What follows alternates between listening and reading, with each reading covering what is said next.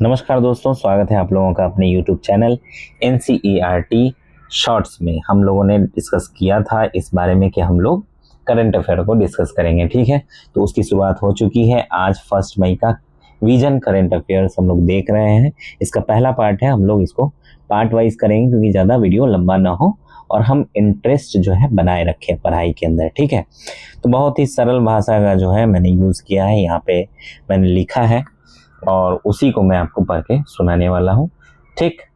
चलिए, तो बिना समय गवाए स्टार्ट करते हैं। बेसिकली बात ये है कि बंगाल की खाड़ी में एक अध्ययन हुआ जिसमें पता चला कि ज़्यादा बारिश और तूफान जो है वहाँ पे उठे और मानसूनी घटनाएं हुई। तो इससे उसके कारण क्या हुआ कि जीव जो है, ठीक, समुद्र के, उनके लिए 50% तक जो है खाना घट गया है। तो आज की ये बात नहीं है, सदियों से लेकर हजारों सालों से के समय पर ये बात जो है, इस बातों पर गौर किया गया, तब जाके ये कंक्लूजन निकाला गया कि इस तरह की घटना हुई है। इसके अलावा हम जानेंगे कि ये सब क्यों हो रहा है, ठीक, हमारे समुद्री पर्यावरण पर क्या असर पड़ रहा है, हमारी सरकार और दुनिया भर के लोग जो हैं वो क्या कर रहे हैं इसको बचाने के लिए। साथ ही हम ये भी जानेंगे कि सुप्रीम कोर्ट के कुछ नए फैसले आए हैं। उसके अलावा जातिगत जनगणना जो हुआ है उस पर भी हम लोग बात करेंगे। चलिए आगे बढ़ते हैं। समुद्री पर्यावरण पर जलवायु परिवर्तन का असर, ये है हमारा टॉपिक। देखिए, जब मौसम बहुत ज़्यादा बदलता है, जैसे कि बहुत ज़्यादा गर्मी पड़ती है या फिर बहुत ज़्यादा बारिश होता है, तो इसका असर जो है सिर्फ ज़मीन पर ही नहीं होता, समुद्र पर भी होता है। बंगाल की खाड़ी में जो हुआ है इसी कारण का एक उदाहरण है। प्लैंकटन की कमी। प्लैंकटन क्या होता है पहले तो ये जान लेते हैं। समुद्र में छोटे छोटे पौधे होते हैं और छोटे जीव भी होते हैं, इनको प्लैंकटन कहते हैं। छोटे पौधे को क्या कहते हैं? पादप प्लैंकटन कहते हैं, प्लांट प्लैंकटन कहते हैं, ठीक है। अपना ये क्या करते हैं कि ये अपना खाना खुद बनाते हैं, ये ऑक्सीजन छोड़ते हैं, जैसे जमीन पर पेड़ करते हैं उसी तरह का ये भी क्रियाकलाप करते हैं, ठीक, अपना खाना बनाने में और ऑक्सीजन छोड़ने में। छोटे जीव भी होते हैं समुद्र के अंदर जिन्हें प्राणी यानी एनिमल प्लैंकटन कहते हैं। वो इन पौधों को खाते हैं, ठीक है, उनका ये खाना है। और प्लैंकटन को जो है वो कौन खाता है? छोटी मछलियां खाती है और छोटी मछलियों को बड़ी मछलियां खाती है। तो अब प्लैंकटन की कमी हो गई है, तो इस वजह से जो चेन है, खाने का चेन है, वो क्या हो रहा है? गड़बड़ हो रहा है, ठीक, समझ रहे हैं ना। एक चेन बनता है, जैसे हमारा फूड चेन है, तो उसी तरह समुद्र में भी फूड चेन है। तो फूड चेन में गड़बड़ी हो रही है, जिसके कारण अब क्या हो रहा है कि वहाँ के जीवन पे खतरा मंडरा रहा है। लेकिन जब बहुत ज़्यादा मानसूनी गतिविधियां होती है तो समुद्र की गहराई से पोषक तत्वों से भरा पानी जो है ऊपर सतह पर आ जाता है, उलट पुलट हो जाता है। इससे इन प्लैंकटन को बढ़ने के लिए ज़रूरत का जो खाना मिलना चाहिए वो नहीं मिल पाता है, इसकी संख्या कम हो जाती है। जब प्लैंकटन की कमी होगी तो उसको खाने वाले जीव की भी कमी हो जाएगी। धीरे धीरे पूरा समुद्री जीवन जो है वो तहस नहस हो जाएगा, बुरा असर पड़ेगा। समुद्री जैव विविधता को नुकसान। क्या नुकसान है? जलवायु परिवर्तन की वजह से समुद्र का तापमान भी बदल रहा है और पानी में अम्लता यानी एसिडिटी बढ़ रही है। इन सब कारणों से मछलियों और दूसरी समुद्री प्रजातियों की किस्मों में कमी आ रही है, संख्या भी घट रही है और किस्म भी जो अलग अलग तरह के प्राणी हैं वो विलुप्त हो रहे हैं। सोचो, अगर मछलियां ही नहीं रहेंगी तो क्या होगा? हमारी खाद्य सुरक्षा पर भी खतरा आ सकता है, आ जाएगा, क्योंकि बहुत लोग ऐसे हैं जो मछली खाने पर निर्भर करते हैं, ठीक है, जो ज़्यादातर समुद्र के किनारे रहने वाले लोग हैं उनकी बात हो रही है। और मछली के जो व्यापार है उस पर भी निर्भर करते हैं। जब मछली ही नहीं रहेगी समुद्र के अंदर तो ये सारी चीज़ें तहस नहस हो जाएंगी। पोषक तत्वों की आपूर्ति पर भी प्रभाव पड़ेगा। हवा की रफ्तार भी समुद्र के पानी की परतों को मिलाने में मदद करती है, लेकिन जब जलवायु परिवर्तन से हवा की रफ्तार कम हो सकती है, जिससे कि पानी अलग अलग परतों से ठीक से नहीं मिल पाएंगी और पोषक तत्व का चक्र जो है गड़बड़ा जाएगा और प्लैंकटन को जो है वो पोषक तत्व नहीं मिल पाएंगे और वो बढ़ नहीं पाएगा, ठीक है, और धीरे धीरे वो खत्म हो जाएगा। आगे क्या है? महासागरीय अम्लीकरण। ये एक बहुत बड़ी समस्या है, ठीक है।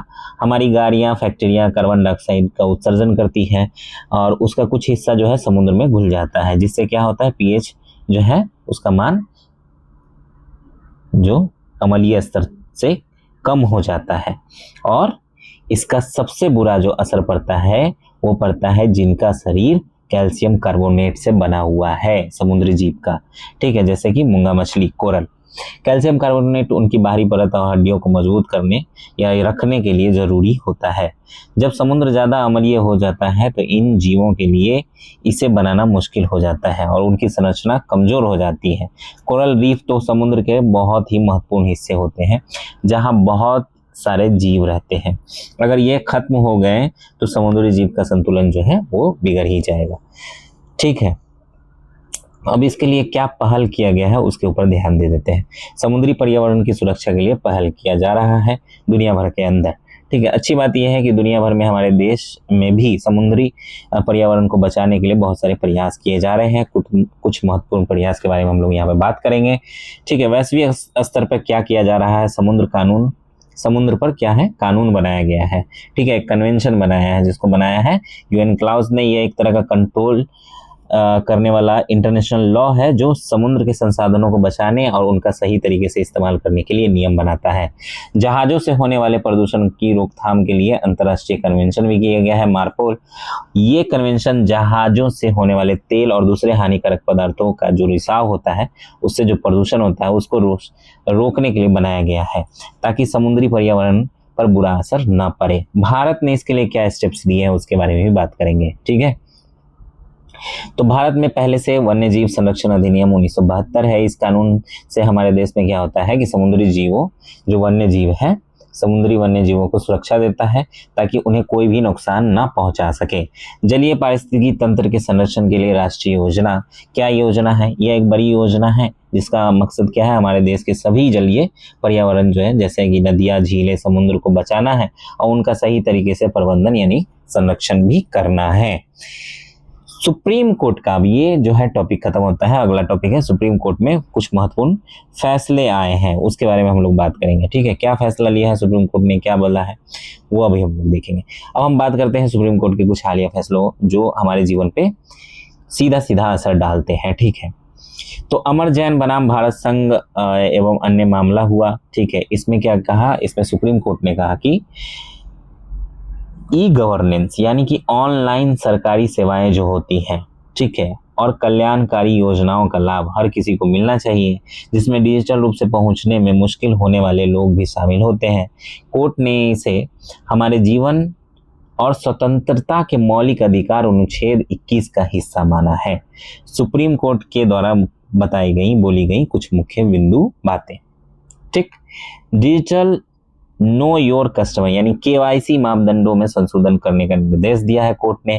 कहा है कि केवाईसी के नियमों में बदलाव किया जाए ताकि एसिड अटैक यानी तेजाब से जिन पे हमला हुआ है, शिकार ऐसे लोग जो है जो इनके शिकार है, ठीक है, जिनका चेहरा बिगड़ गया है, जिनकी आंखें अब काम नहीं कर रही हैं, चेहरा किसी तरह से डैमेज हो गया है, तो उनके लिए जो है ई गवर्नेंस सेवा जो है उसका लाभ उनको मिलना चाहिए, उनके लिए बदलाव करना चाहिए केवाईसी के नियमों में, ठीक, क्योंकि वो इन जरूरी सेवाओं से वंचित नहीं होने चाहिए। क्यों? क्योंकि ये एक मौलिक अधिकार है अनुच्छेद 21 के अंडर, ठीक।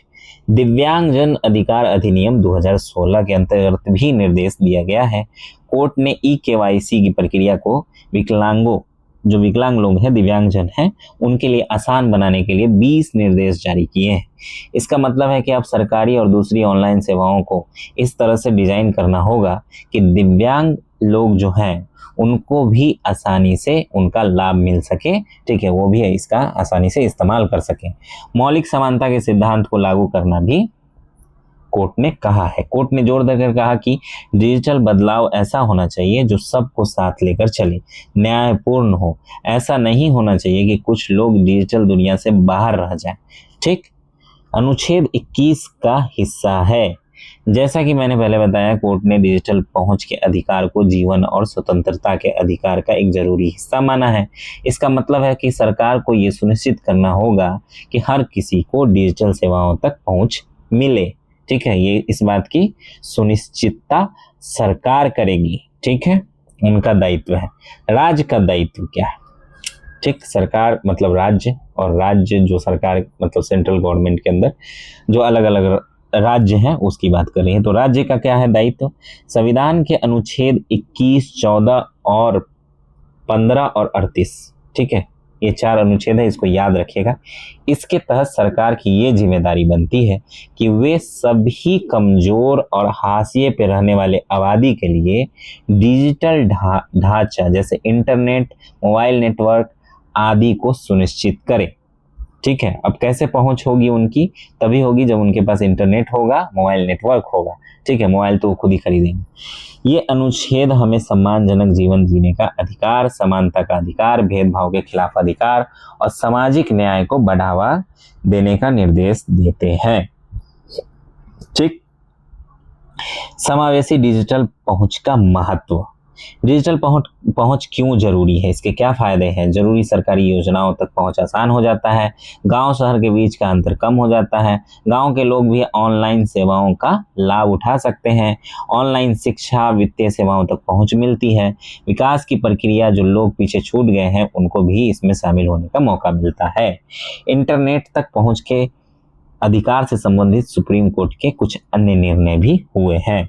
2017 में इसी तरह का मामला आता है, साबो मैथ्यू जॉर्ज बनाम भारत संघ 2017। इस मामले में कोर्ट ने सर्च इंजन गूगल को क्या निर्देश दिया? उसको कहा कि देख भाई, जन्म से पहले लिंग निर्धारण लड़का या लड़की ये बताना, इस तरह के जो विज्ञापन आपके इस पे चलते हैं सर्च इंजन पे, उसको ब्लॉक कर दीजिए। ठीक है, ये निर्देश दिया, ये आदेश दिया। हालांकि कोर्ट ने यह भी साफ किया था कि इससे सूचना तक पहुंचने और अपनी बात कहने की आजादी पर कोई रोक नहीं लगेगी। इसके अलावा 2020 में भी एक मामला सामने आता है, अनुराधा भसीन बनाम भारत संघ। इस मामले में कोर्ट ने कहा था कि इंटरनेट के माध्यम से अपनी बात कहना, व्यापार करना यह हमारे संविधान के क्या है, ये दोनों ही हमारे संविधान के अनुच्छेद के 19(1)(a) यानी 19(1) क और 19(1)(g) के तहत, ठीक है, मौलिक अधिकार है। क्या क्या? ठीक है, इंटरनेट के माध्यम से अपनी बात को कहना या व्यापार करना, ये दोनों ही हमारा मौलिक अधिकार है अनुच्छेद 19 के तहत, और इनकी सुरक्षा की जानी चाहिए सरकार के द्वारा या कोर्ट के द्वारा। जनगणना में जातिगत गणना को मंजूरी। ठीक है, तो ये टॉपिक यहीं पे समाप्त होता है। अगला टॉपिक है जनगणना में जातिगत गणना को मंजूरी दे दी गई है, सेंट्रल गवर्नमेंट ने ऐसा किया है। ठीक है, जानते हैं आगे। हाल ही में राजनीतिक मामलों की मंत्रिमंडलीय समिति अगली जनगणना में जातिगत गणना को शामिल करने की मंजूरी दे दी गई है। अब हम जानेंगे कि भारत में जनगणना कैसे होती है। ठीक है, इसमें जातिगत गणना क्यों महत्वपूर्ण है? भारत में जनगणना हमारे संविधान के अनुच्छेद 246 के तहत, याद रखिएगा, अनुच्छेद याद रखिएगा कि किसके तहत क्या बात कही जा रही है। ठीक है, तो अनुच्छेद 246 के तहत जनगणना एक संघीय विषय है, सेंट्रल का विषय है, सेंट्रल गवर्नमेंट का। मतलब इस पर कानून बनाने का अधिकार जो है सिर्फ और सिर्फ केंद्र सरकार के पास है, ना कि राज्य सरकार के पास। ये संविधान की 7वीं अनुसूची की संघ सूची प्रविष्टि 69 में शामिल है। याद रखिएगा, बहुत ही महत्वपूर्ण बात। जनगणना अधिनियम 1948 वो कानून है जो देश में जनगणना कराने की योजना, जनगणना अधिकारियों के काम और जिम्मेदारियों को तय करता है। जनगणना में जातिगत गणना का महत्व। ठीक है, अब है न्यायिक आवश्यकता। सुप्रीम कोर्ट ने इंदिरा साहनी अन्य बनाम भारत संघ वाद 1992 में फैसला दिया था कि राज्यों को किसी भी वर्ग के पिछड़ेपन की स्थिति का निर्धारण, सही मूल्यांकन निष्पक्ष तरीके से करना चाहिए। कोर्ट ने यह भी कहा था कि ऐसे निष्कर्षों की समय समय पर विशेषज्ञों द्वारा एक अस्थायी निकाय द्वारा समीक्षा की जानी चाहिए। जातिगत जनगणना से यह पता चल सकेगा कि कौन से वर्ग अभी भी पिछड़े हुए हैं। ठीक है, उन्हें मदद की जरूरत है। दूसरा है सामाजिक न्याय, यानी न्याय की आवश्यकता। ठीक, इस पे तो सुप्रीम कोर्ट ने यह कहा था। और सामाजिक न्याय क्या कहता है? जातिगत जनगणना दूसरे आंकड़ों की मदद से समाज के सामाजिक और शैक्षिक रूप से पिछड़े वर्गों की एक नई सूची बनाने में मदद मिल सकती है। इससे उन लोगों तक सरकारी योजनाओं का लाभ पहुंचाना आसान होगा जिन्हें सबसे ज्यादा जरूरत है। कोटा के भीतर कोटा, ठीक है, यानी एक तो कोटा है फिर उसके भीतर भी एक कोटा है जिसको उपवर्गीकरण कहते हैं। इस तरह की व्यवस्था का क्या मतलब है? जनगणना के जातिगत आंकड़ों की मदद से आरक्षण के लाभों का अधिक न्याय संगत वितरण अभी, ठीक है, किया जा सकता है। अभी आरक्षण का लाभ कुछ खास जातियों तक ही सीमित है, ठीक रह जाता है, सीमित रह जाता है, यह है। लेकिन उपवर्गीकरण से क्या होगा कि सभी जरूरतमंद जातियां जो हैं, ठीक, जहां तक अभी लाभ नहीं पहुंच सका है या नहीं पहुंच पाता है, उन जातियों को भी लाभ मिलेगा। नीति निर्माण, नीति निर्माण क्या कहता है कि जातिगत जनगणना के आंकड़े वंचितों और दलितों की जरूरतों, मांगों को पूरा करने के लिए बेहतर सबूतों पर आधारित नीतियां बनाने में मदद कर सकते हैं। जब सरकार के पास ये जानकारी होगी कि किस जाति के लोगों को किस तरह की मदद की जरूरत है, तो वो ज्यादा प्रभावी योजनाएं बना सकेंगे उन जातियों के लिए, ठीक है। तो ये 3 इम्पोर्टेंट करंट अफेयर्स था आज का 1 मई का दोस्तों, ठीक है। इसमें हमने जलवायु परिवर्तन, हमारे समुद्री जीवन पर कितना बुरा असर पड़ता है उसके बारे में डिस्कस किया, ठीक, क्या प्रयास किए जा रहे हैं इसको बचाने के लिए। सुप्रीम कोर्ट के कुछ महत्वपूर्ण फैसले रहे जिसमें डिजिटल पहुंच और सभी के लिए सुनिश्चित करने की बात कही गई, और हमने जनगणना जिसमें जातिगत गणना के महत्व को समझा, ठीक है। ये सभी विषय बहुत ही महत्वपूर्ण हैं, इनका हमारे भविष्य पर गहरा असर पड़ेगा, ठीक, पड़ेगा ही, बिल्कुल एग्जाम में लिखना है। उम्मीद है कि आपको आसानी से सारी बातें समझ में आ गई होगी। अगर आपके कोई सवाल है तो ज़रूर कमेंट में पूछें। मिलते हैं हम अगली वीडियो में इसके पार्ट 2 में, ठीक है। आज का करंट अफेयर अभी कंप्लीट नहीं हुआ है, इसको कंप्लीट करेंगे नेक्स्ट वीडियो में। चलिए, तब तक के लिए धन्यवाद।